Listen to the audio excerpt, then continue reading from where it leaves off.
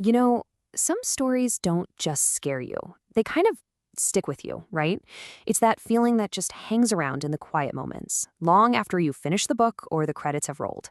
So today, we're going to tear one of those stories apart to really understand the architecture of its fear, to see how it builds a mood so powerful it starts to feel real. It's a great question, isn't it?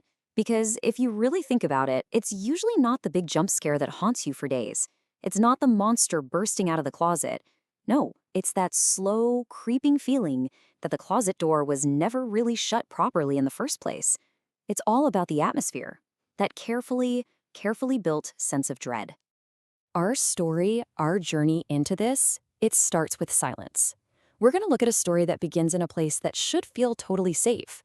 But as we're about to see, even the most normal places can turn on you. The whole mood is about to shift. So picture this. Our story kicks off right here. A student studying late for finals. The library. I mean, it's a place of order, of knowledge, of quiet. It's supposed to be a totally controlled, familiar environment. And the story does this on purpose. It gives us this baseline of safety, just so it can start ripping it apart, piece by piece. And right here, this is where things start to feel off. See, the quiet of a library during the day, that's comforting. But late at night, that same quiet turns into absolute silence. And that feels totally different. It's unnatural. It's empty. All that comfort is just gone. And what's left is this deep sense of being completely and utterly alone. The safe space is now officially unnerving. And then this. A single sound, so distinct, it just shatters that silence. But it's not a scream, it's not a crash. It's something small and rhythmic and just wrong. A limp. This is that first tiny crack in reality. It's this little bit of imperfection, of injury, invading a perfectly silent world. Okay, so a weird sound is one thing, but horror that really works, it doesn't just show you a threat. It makes you feel like the entire world is kind of tilting off its axis. So let's follow our student out of the library and see how that one little sound escalates into a full-on, terrifying encounter. This walk home is just a masterclass in building dread. First, you get a visual glitch, a figure that's there and then isn't. That makes you doubt what you saw. Then the whole world around you starts to feel wrong. A street that should be busy is now totally empty, which confirms it. Something is fundamentally not right tonight. And finally, the threat isn't distant anymore. It's physical. It's real. A shadow and then the source of that limping sound, slowly but surely closing the gap. This is where the power of the uncanny really hits you. When the student finally gets a close look at this figure, the details aren't just scary, they're unnatural. Tattered clothes, okay, that suggests someone is having a hard time. But twisted hands and feet? That suggests something is broken in a way it shouldn't be, something that defies the normal human shape.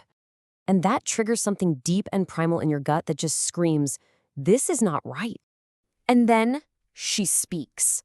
And with this one question, the whole nature of the fear just flips. This isn't just some random physical threat anymore. Oh no, this is something else entirely. The fear is now rooted in tragedy, in loss, in some kind of desperate, maybe even supernatural search. It becomes emotional horror.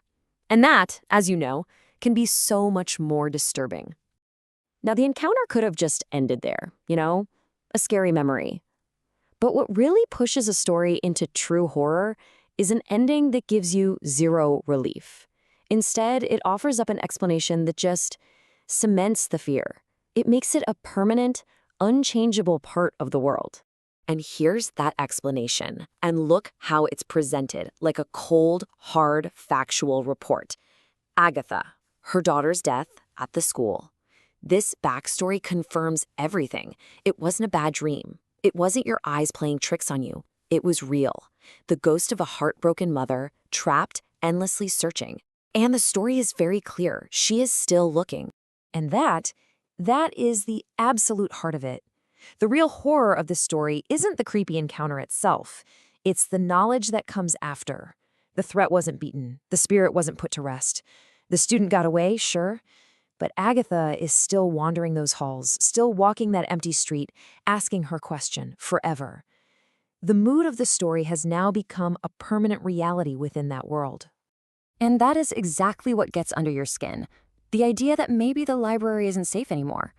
The thought that any empty street you walk down at night could be holding that same kind of sorrow. The story ends, but that unsettling mood it created, that just lingers. It leaves you with one last question to think about in the silence.